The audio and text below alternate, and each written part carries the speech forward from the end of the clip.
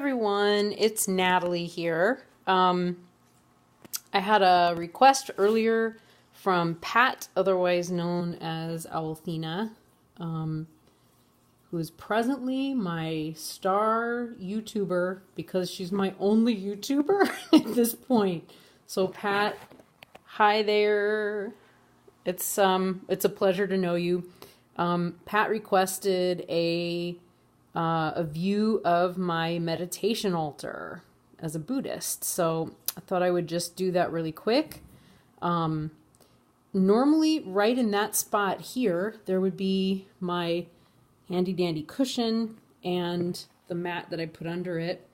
But right now, I have out my rat playpen. And there's my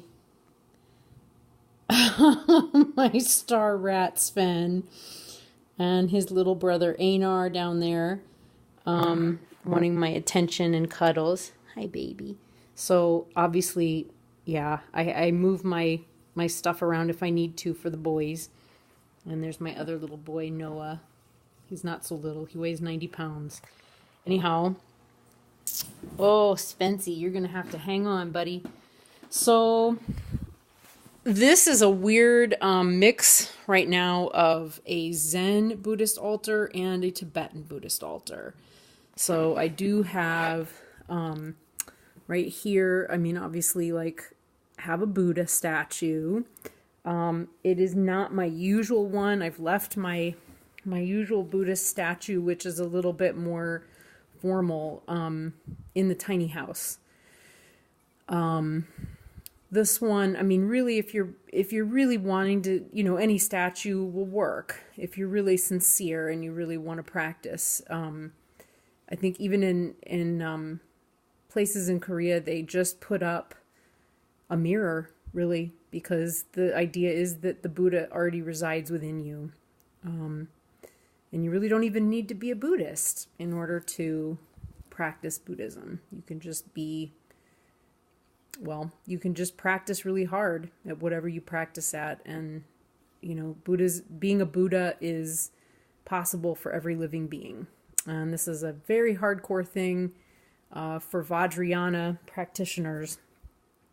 So in my adaptation to Vajrayana, so here is an incense bowl, where you put in your incense and then a bowl of water next to it.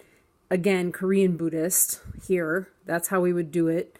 And in Korean Buddhism, this would probably not be a statue, would definitely not be a statue of Vajrayogini, who is a Dakini, and the camera's not wanting to focus on my iPad very well, but she's got skulls everywhere. She's a very, very fierce Dakini. And then on the other side of Buddha, I've added a white Tara. These were both made by people on Etsy, or by one person on Etsy. And I loved that someone, took the time to create a statue and cast it. But this is a white Tara, and so I wanted to honor that. The stones and rocks that are here, these are all pieces that I found, particularly fond of that one. When I went to Taramandala this summer, again in Colorado, the altar cloth is one that I made myself out of some brocade. What else? Down here as well, I should point out, there are 7 offering bowls. So Tibetans fill these with water every day to be reminded of being generous by offering the deities water. There is a specific practice related to Tibetan Buddhism that I've not really gotten much of the vibe on yet, which is to do with how you offer incense. And I haven't figured that out yet. So when I do, I'll make a video on it and just kind of update. These are two items that are very essential to Vajrayana Buddhists: the bell and the dorje, or the Vajra. Dorje is Tibetan, Vajra is Sanskrit. So those two items, this one is the feminine and it represents space and emptiness. And I'm getting, maybe I may get this a little bit wrong. I'm still new to this and there's so much information.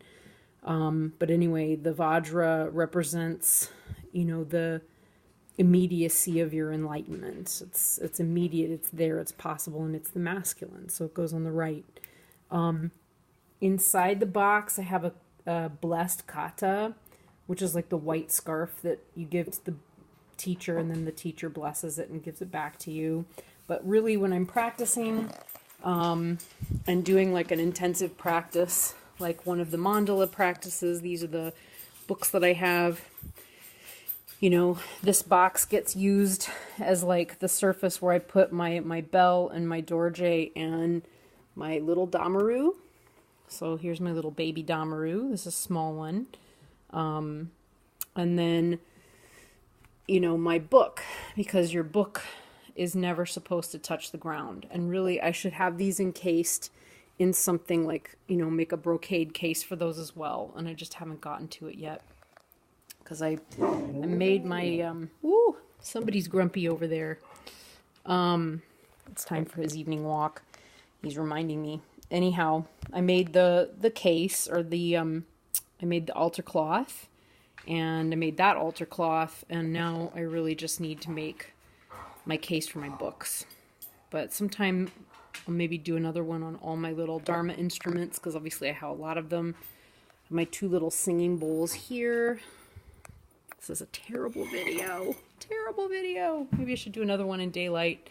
Anyway, and I've got a cranky dog. But anyhow, that's the basic setup.